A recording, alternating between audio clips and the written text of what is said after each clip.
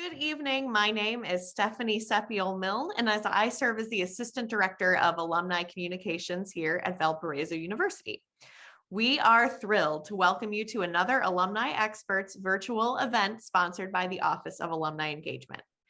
This evening, I'm joined by Valparaiso University Assistant Professor of Mechanical Engineering and Bioengineering, Bethany Powell, Luke, class of 2013. That's my class. After graduating from Valpo with a BS in mechanical engineering and a minor in music, Bethany attended graduate school for biomedical engineering at Northwestern, where she researched the effects of sex hormones on the degradation of ligaments and tendons and authored 3 peer-reviewed publications. She has taught over 10 different courses in mechanical engineering and bioengineering, including biomaterials, computational modeling of biological tissue, and programming for mechanical engineers and bioengineers.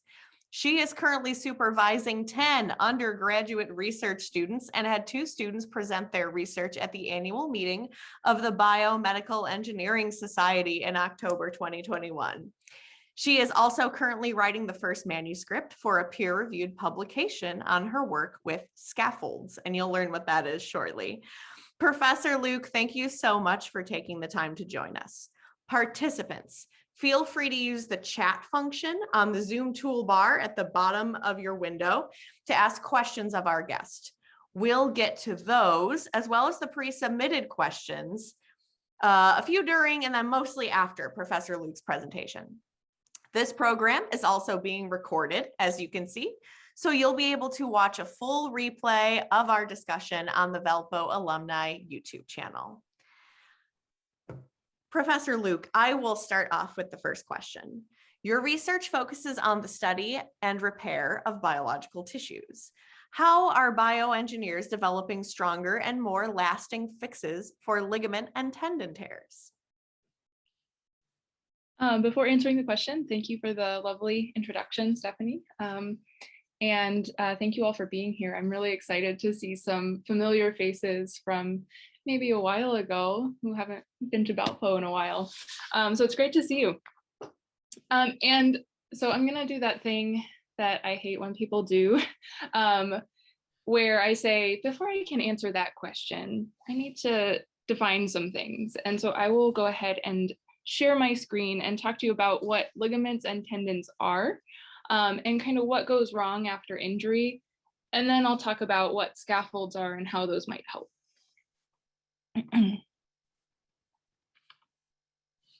All right, so first things first, what are ligaments and tendons? So these are soft tissues that tend to tear. And a tendon is a thing that connects a muscle to a bone. And basically your muscle creates force by contracting, that pulls on the tendon, and then the tendon pulls on the bone to move a segment of your body. So that's how we move. Ligaments resist motion between bones, and they resist a particular type of motion. So compression is really resisted by cartilage, whereas tension is resisted by ligaments, and sliding. So if you've ever had an ACL injury, they might have taken like your lower leg and kind of shifted it around with respect to your upper leg to see how far it shifts. And that's kind of testing how the ligaments and tendons are doing. All right, and then the strength of these tissues is really important because they're performing a mechanical function. And that strength sort of stems from their organization. So in a healthy tendon, you have a very organized structure, or ligament. I may use them interchangeably throughout. Their structure is very similar. Their functions are pretty similar, so just know that I might do that. But in a healthy tissue, you have this really nice organized structure starting all the way down at the molecular scale, so 1 nanometer. Let me get my laser pointer going so that everybody can see what I'm pointing at. So you have this molecule. Those really neatly bundle together to form what are called fibrils in sort of an organized structure. Those fibrils neatly organized together to form fibers at this sort of middle scale, and then on and on until you get to the tendon and ligament scale.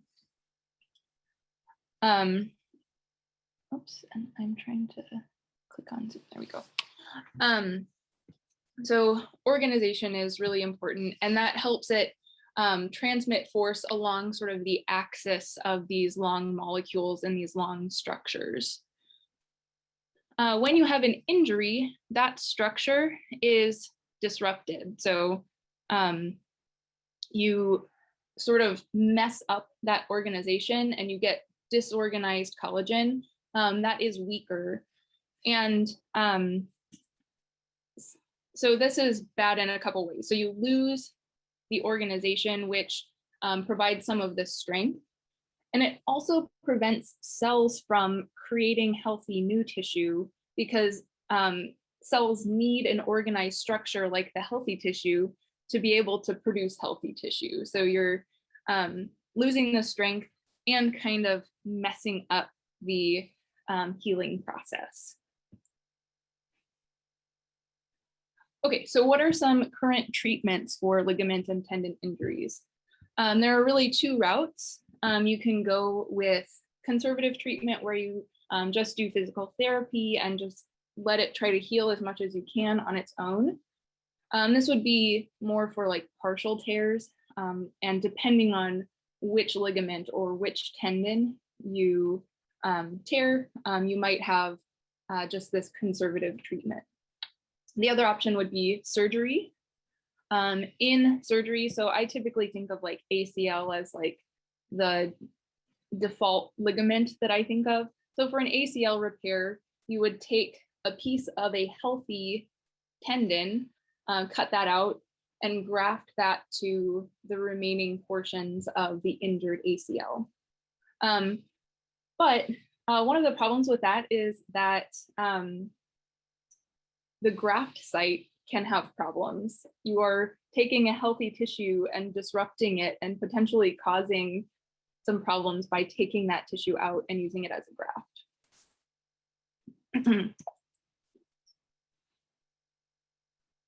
So not ideal. And then after surgery, after treatment, you have scar tissue that kind of lingers, and you have lingering inflammation. So often the ligaments are not as strong as they used to be. The grafting is not a perfect procedure, and that can lead to sort of pain and loss of function, like loss of restraint on the two bones that are connected together by the ligament. So not great. And 10 years down the line, people who have had ACL injuries tend to get osteoarthritis of the knees, which is then a chronic problem. So current treatments are not great.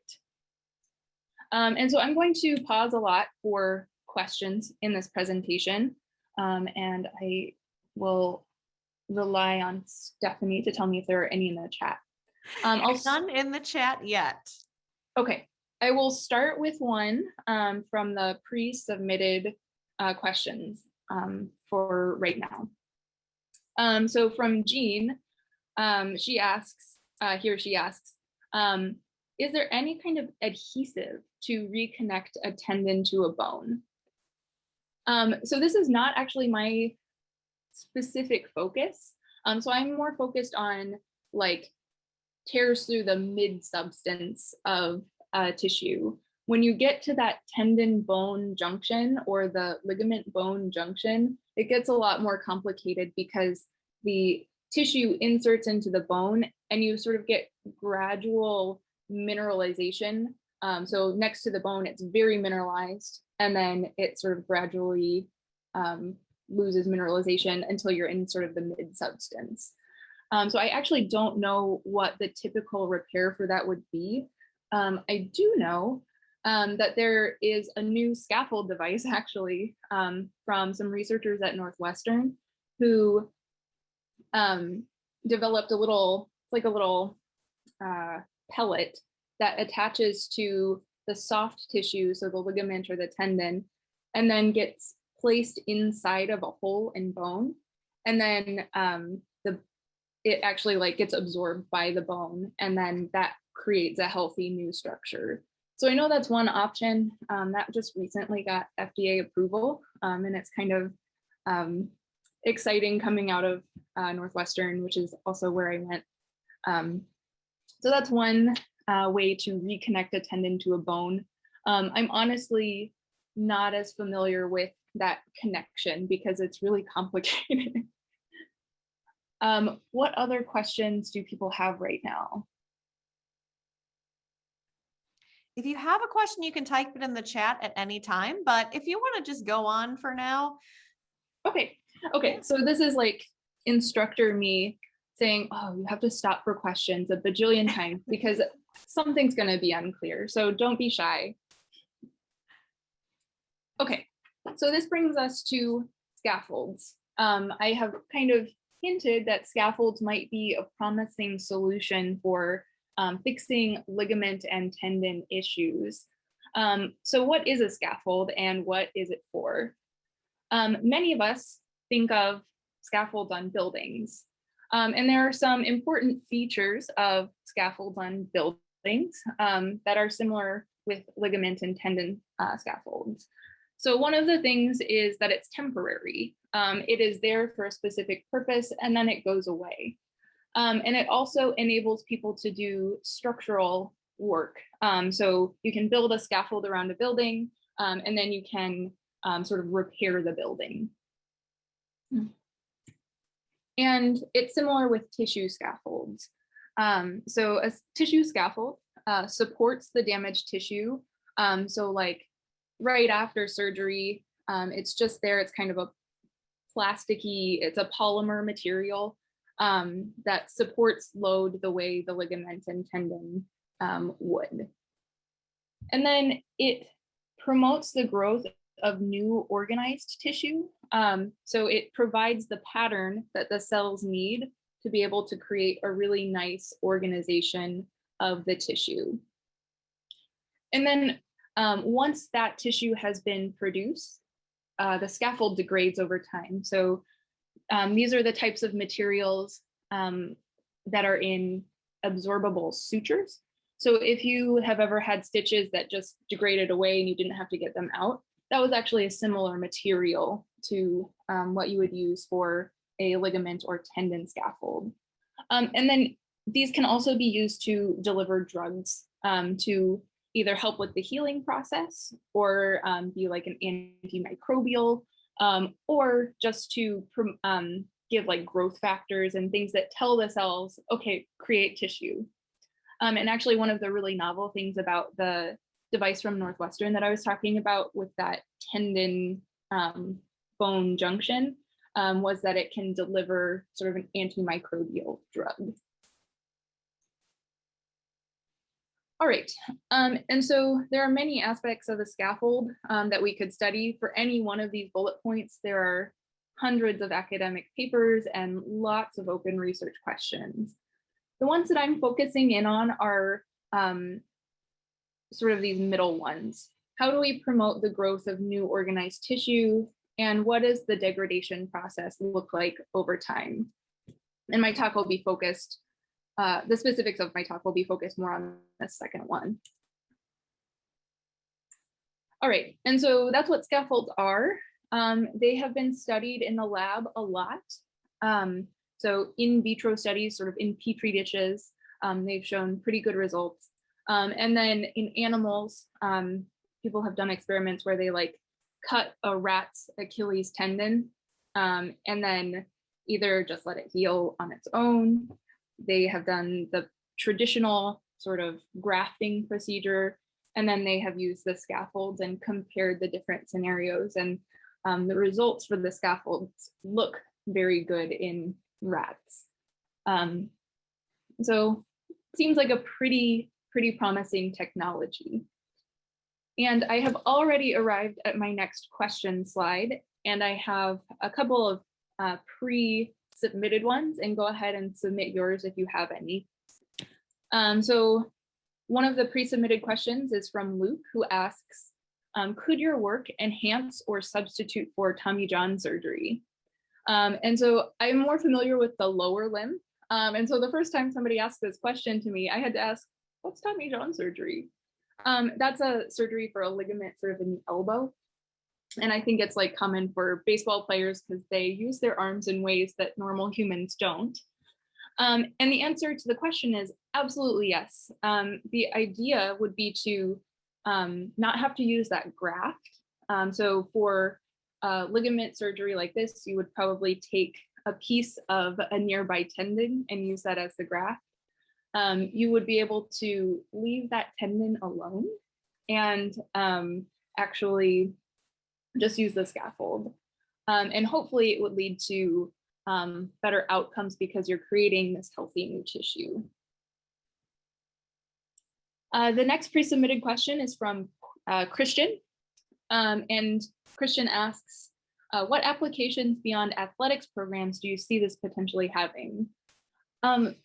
So much cooler applications, to be honest. So musculoskeletal stuff, athletic stuff, that's kind of my area. But scaffolds are used in other applications already. So one example would be skin grafting. So after a burn, if you have serious damage to the skin, surgeons will take grafts of your own skin and put that over the burned area to try to get new tissue to form and to get the wounds closed.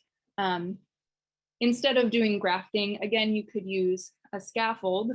So it would cover the exposed area. And often scaffolds will have sort of drugs embedded to attract cells and to sort of coax those cells into producing healthy new tissue. And the properties of those scaffolds are a little bit different than ligament or tendon scaffolds, but it's a similar concept. So that's one application. Another, I would say, groundbreaking application that I am not really involved with is for spinal cord injuries. So your spinal cord, everybody knows a spinal cord injury is bad, I think.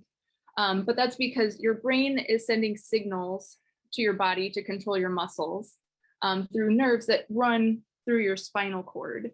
And so if you sever your spinal cord, those connections get lost and people lose movement capabilities after spinal cord injuries. And you get scar tissue and the cells can't communicate appropriately.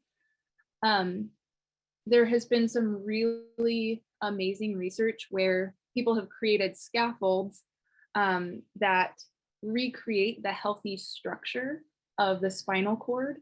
And they're infused with like neural stem cells that can sort of regrow those connections between the brain and the body. And they've actually demonstrated functional movement capabilities in people who have previously had spinal cord injuries. So I think that's probably the most cool application of scaffolds. Wow. Right, and it looks like we're getting some things in the chat. We are, yeah. So Jason asked a couple questions. Have you done any research investigating the prevention of these injuries, or are you focused on clinical treatments? And then his second question is, how have the previous studies quantified the performance of these scaffolds? Excellent questions. I will probably need reminders on them, and I can try to get my mouse and just look at the chat. Yeah, no, I will remind you. So, that first question was about, have you done any research about the use of this technology in injury prevention? So in terms of injury prevention, I don't know how useful this would be, but in terms of studying injury prevention, absolutely. I think that is probably a better use of resources, like training people how to land in sports so they don't get injuries. That's really important. This is kind of like fixing a problem that has already arisen. So I think that's a great point. We should be sort of figuring out how to repair these things, and then also training people so that they don't get these types of injuries. Excellent. And then his second question was, how have the previous studies quantified the performance of these scaffolds? Yeah, so um, performance is measured depending on what the researcher cares about. So in terms of like the rat studies, they looked at movement capabilities of the rats. I haven't read those studies in a little while, but basically, are they limping? Are they having functional movements? Are they able to do their rat activities of daily living? And then in terms of like the in vitro studies, if they're interested in the mechanics of the material, they'll do like tensile testing.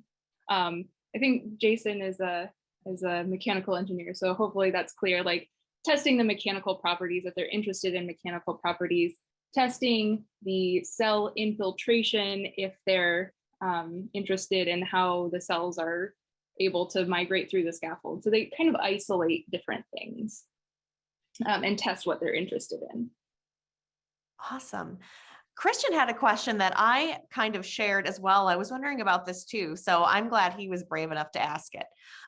So you mentioned that the scaffolding eventually disintegrates over time, and you also talked about how it can be used to introduce medications to the area where it's placed. So for ligaments, how would you reintroduce further medication if it was needed? So that would be tough. So once the scaffold is degraded and the drug is all out, it's kind of gone. You could reintroduce it by doing, say, injections. Probably a surgeon would not want to do like an additional surgery to like place something in there to release more drugs. But I don't know the answer to that question thoroughly. Ideally, you would design it so that like it releases the drug very slowly, and then once the device is gone, you wouldn't really need more drug. Similar to how they design coated stents. So those like open up arteries, and those are often covered in drugs that sort of prevent like re-narrowing of the artery. So they design those so that like they release all their drug and then they're done, and it should be sort of in steady state. Excellent.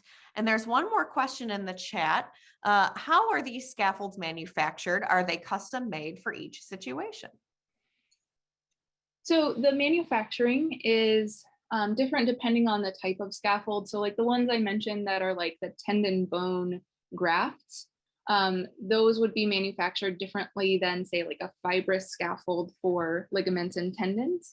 The ligaments and tendon scaffolds tend to be made by a technique called electrospinning, where it makes very, very fine fibers that can bundle together.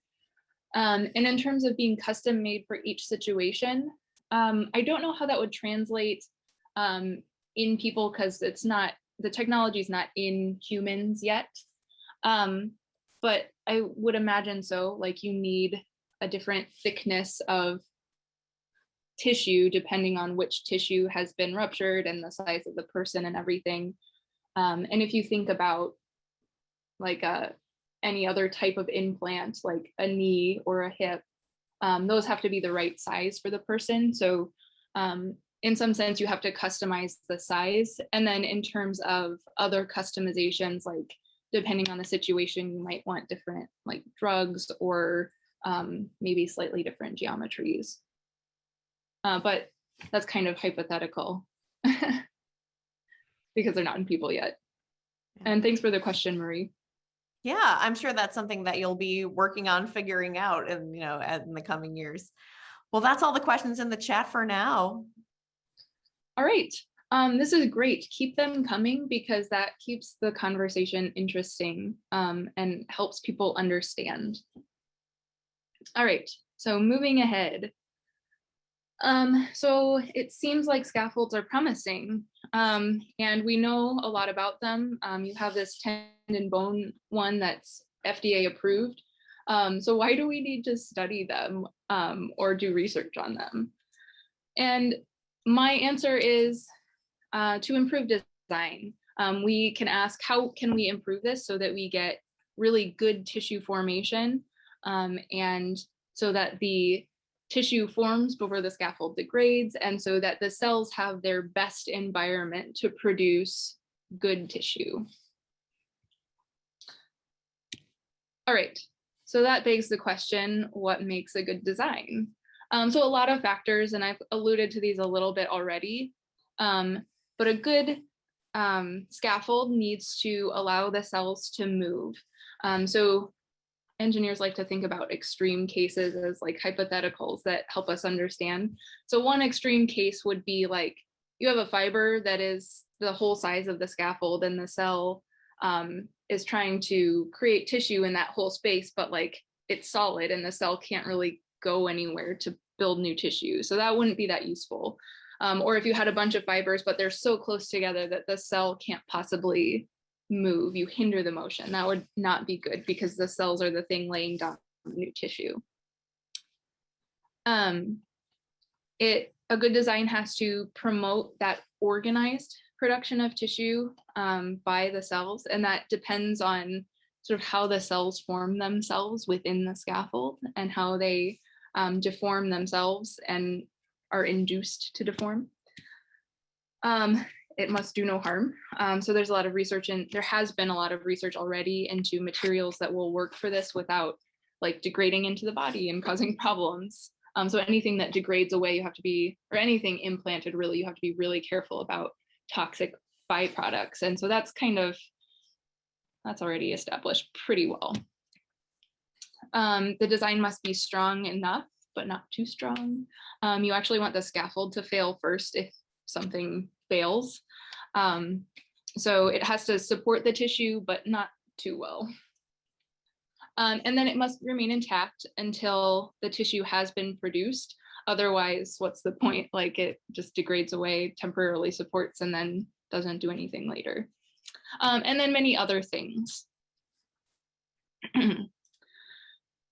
So focusing in, I'm really focused on helping the cells move. The cells live their best lives, and figuring out how to promote that organized tissue organization, or at least that'll be the focus of this talk. That is the focus of this talk. I'm like halfway through the talk, or like right in the middle of the talk. Okay, and so now that we kind of know the factors that affect design, or that affect performance, we can look at how those design factors affect the outcomes that we care about. So this is really narrowing it in. I started really broad, like there's this big problem in the field, there's this big thing that we want to solve, and then here's this thing that we can solve with this tool, or here's this tool that we can use to solve it. And then we focus in on, okay, what small things can we really look at closely to sort of solve the problem or contribute to the solution. Okay, so the design of the scaffold affects the cell movement. So if you have different geometries, the cells will move differently. So like I mentioned, like the packing of the fibers, they need to be close enough together that the cells can move from fiber to fiber, but not so close that the cells can't move anywhere. And then design also influences the tissue production. So the cells need just the right environment to be able to produce that organized tissue.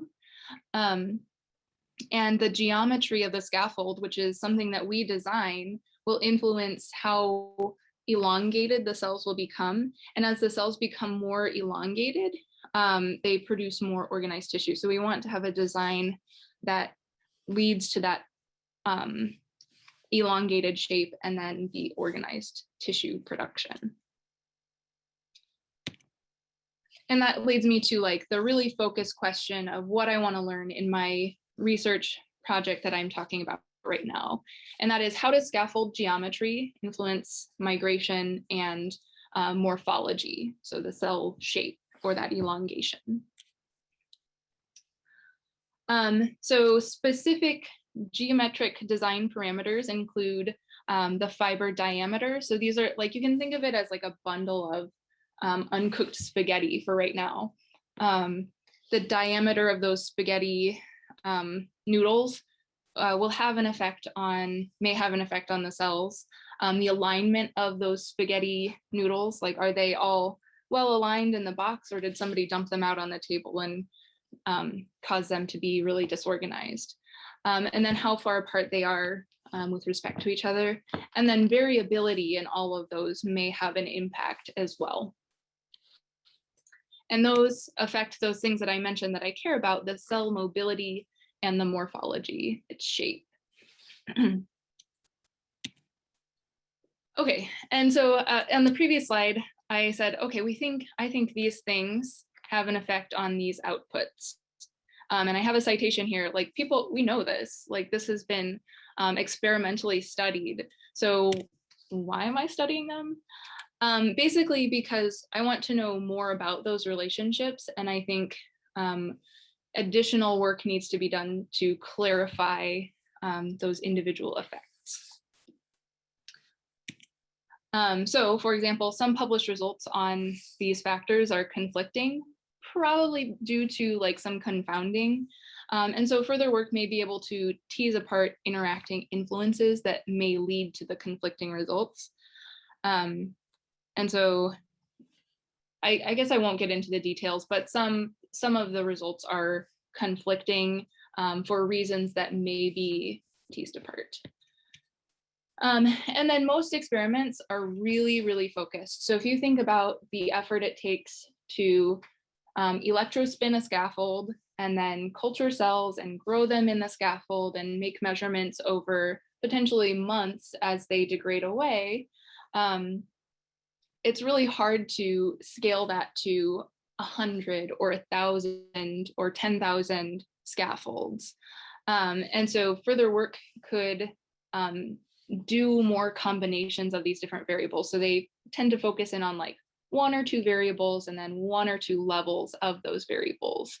And so computational modeling starts to look more and more appealing for this problem, because you can run a whole bunch of different variations. And that's what I'll get into in the next section.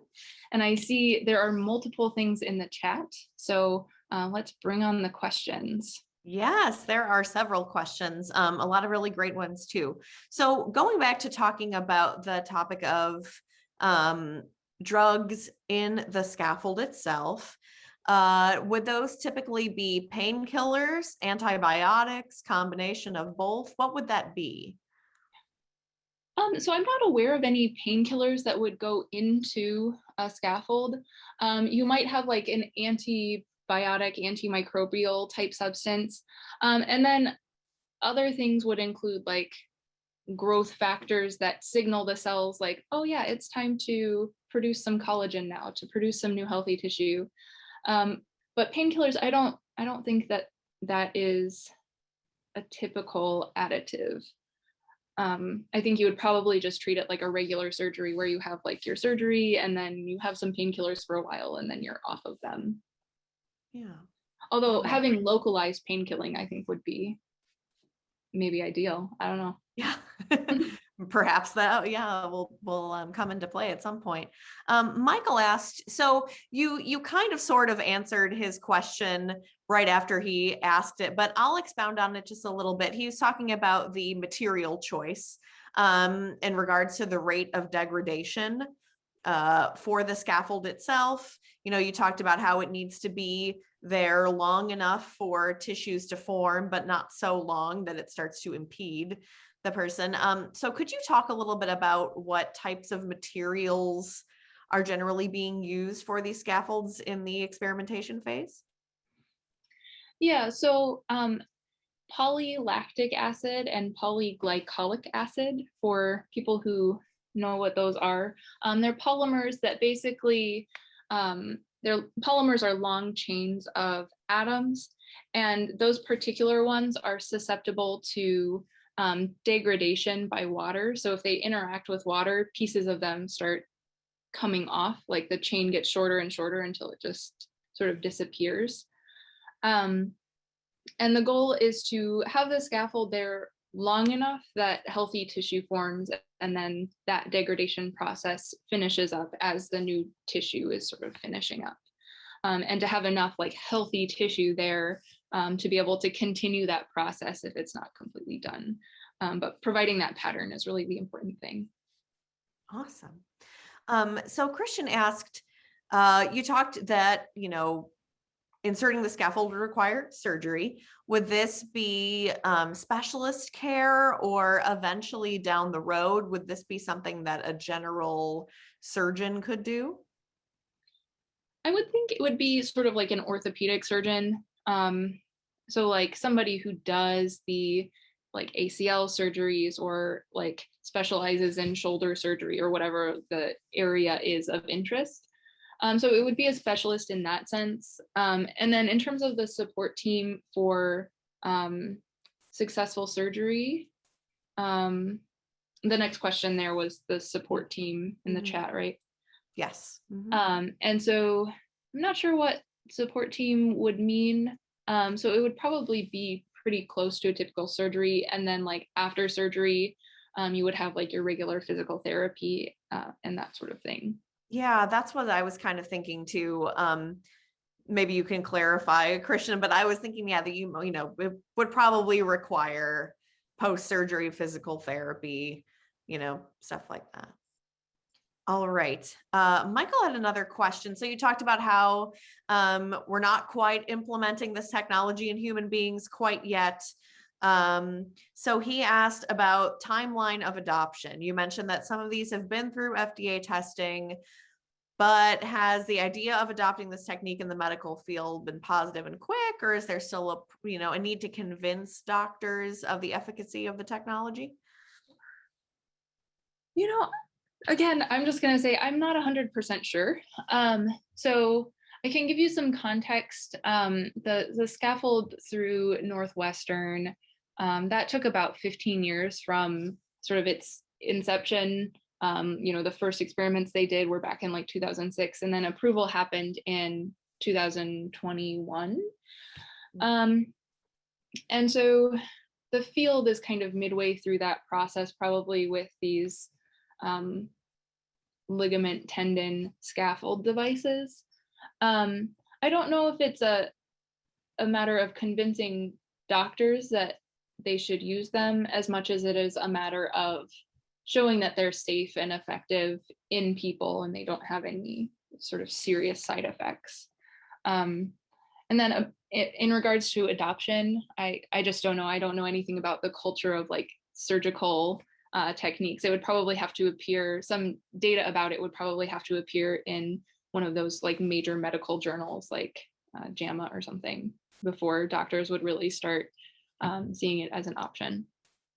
Yeah, and the last question of the chat is kind of related, asking about the biggest hurdle you see for this technique to be adopted as mainstream treatment for these types of injuries. Yeah, so yeah, again, like getting it through the rest of sort of the design process. I think we have some pretty good information so far, but getting it through that, getting it through animal testing, getting it through the different stages of FDA approval, and then getting information about it to the people who would be able to implement it, like sort of the orthopedic community.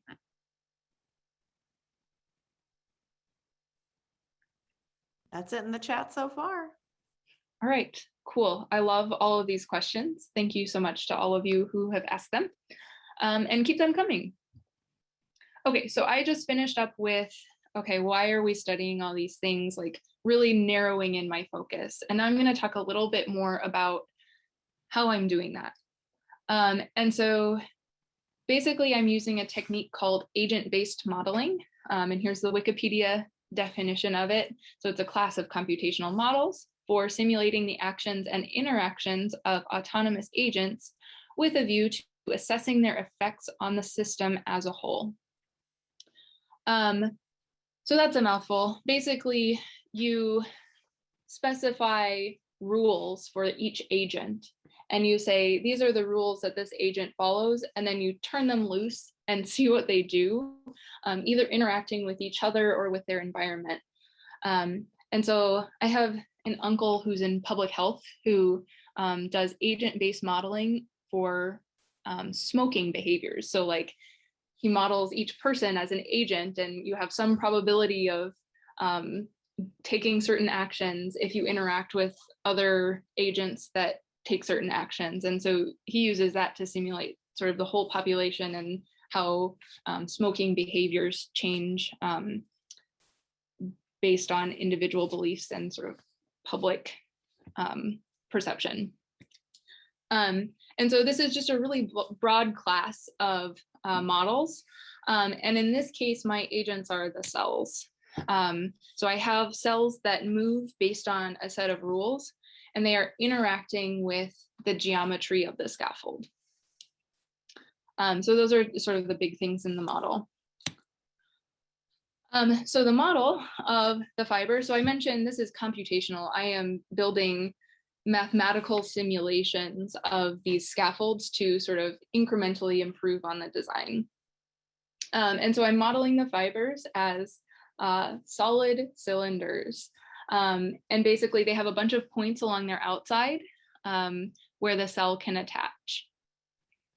So there are what we would call discretized points, so like individual points that are spaced apart for the cell to attach to. And then we can adjust the diameter, the spacing, and the orientation of these, along with other factors if we wanted to. And this is very simple. I will talk a little bit about the value of what I find the value of simple models to be, but just bear with me for 1 second while I describe what that simple model is.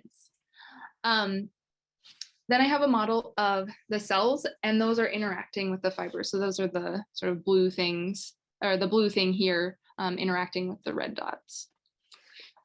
And so the cells are following rules, and basically a cell is attached to one or more fibers, and it tries to move at each time step.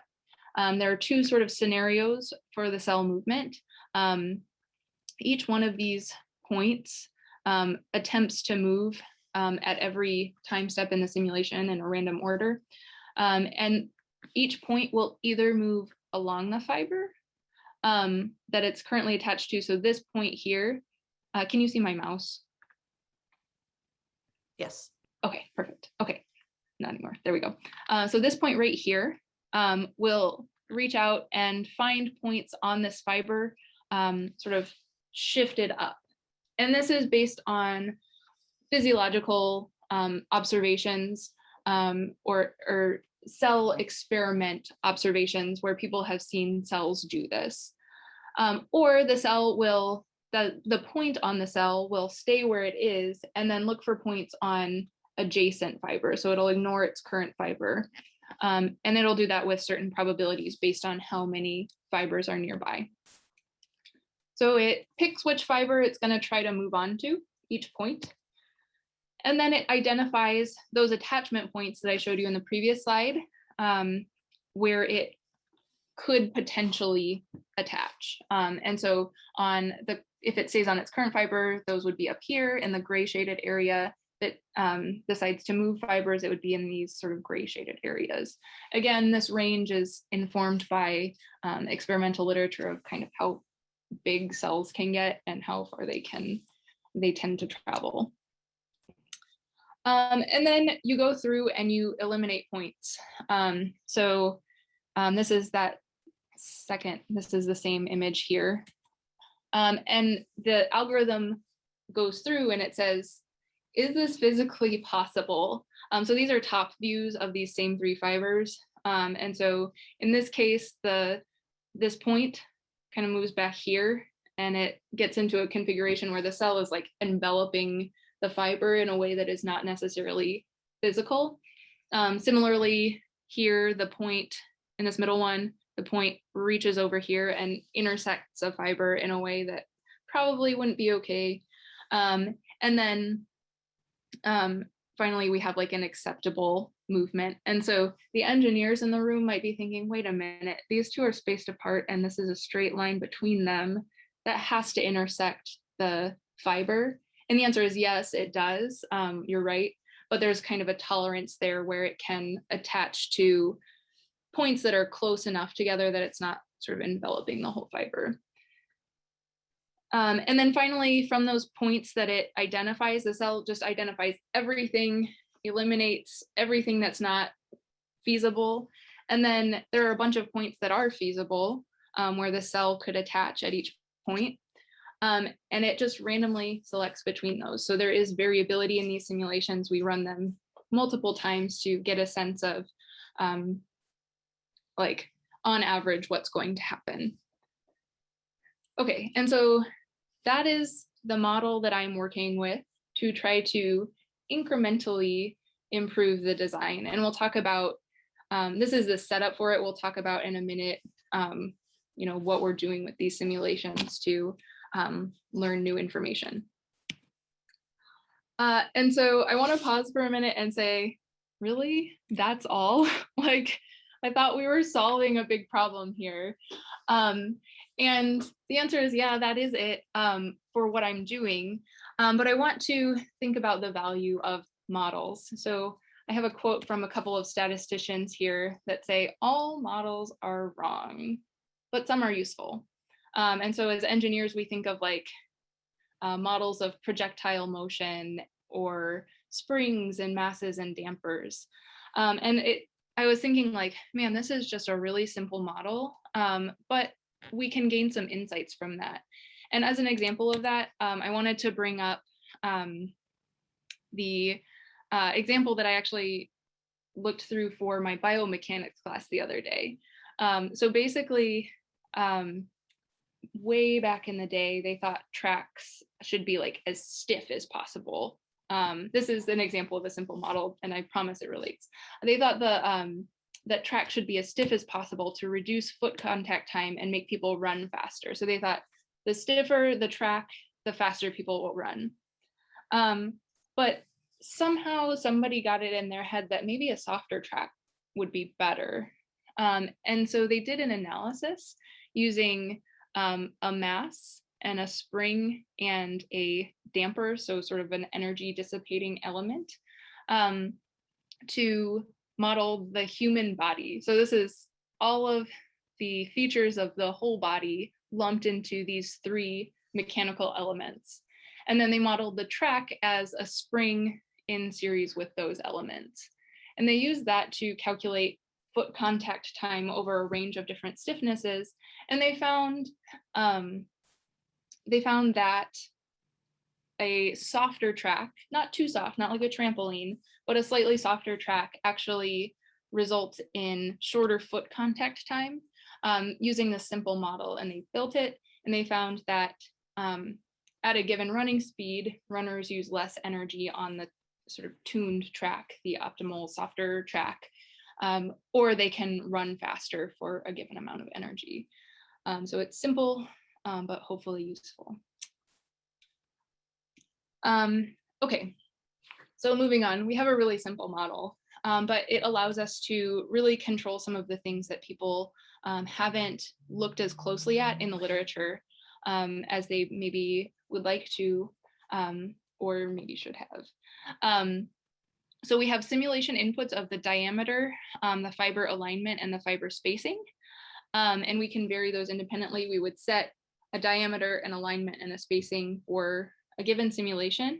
We would let the autonomous cell, the cell agent, do its thing, and we would measure its velocity, which is a measure of how much it can move, and then its aspect ratio, which is a measure of its shape, and we want it to have a high aspect ratio to be able to produce that healthy tissue.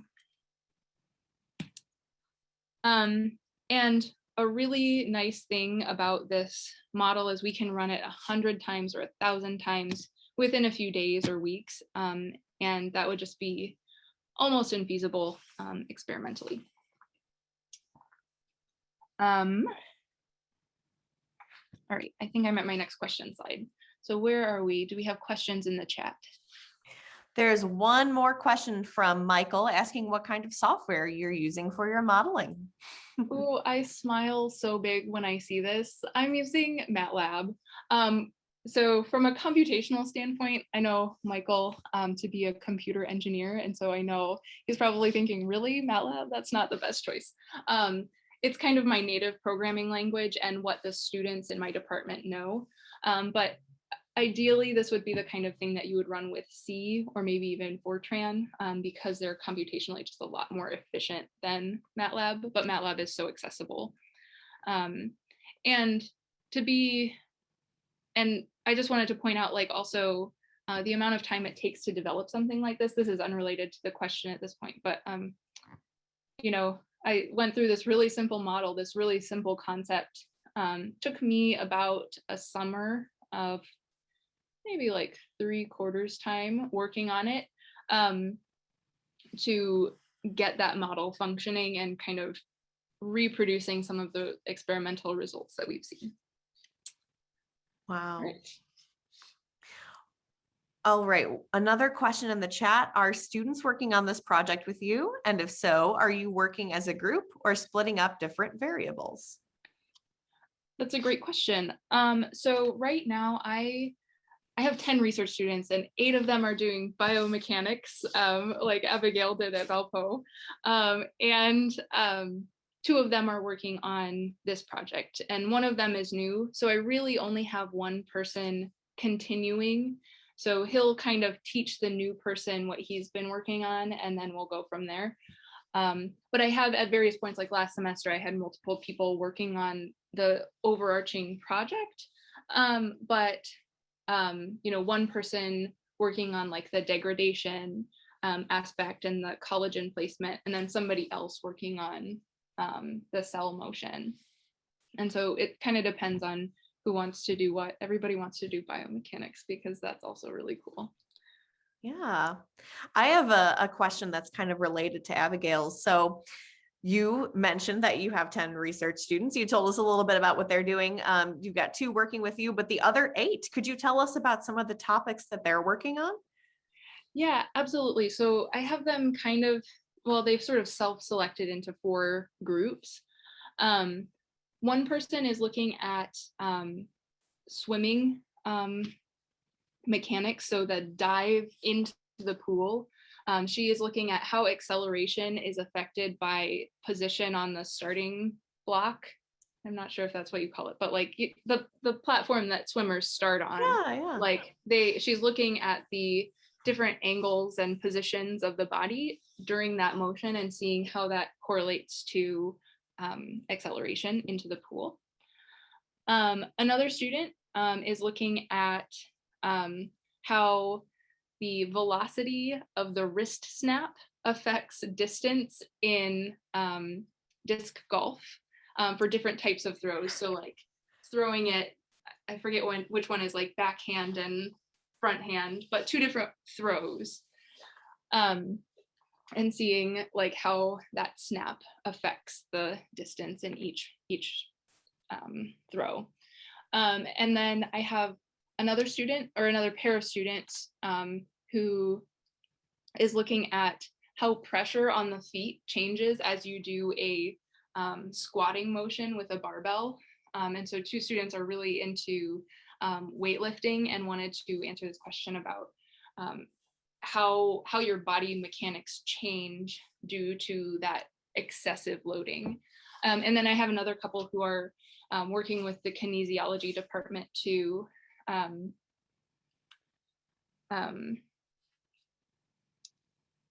examine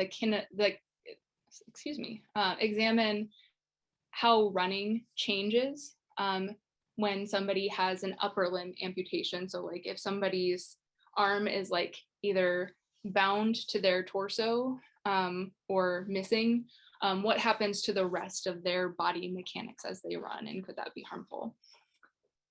Wow. So some really cool projects. Yeah, definitely.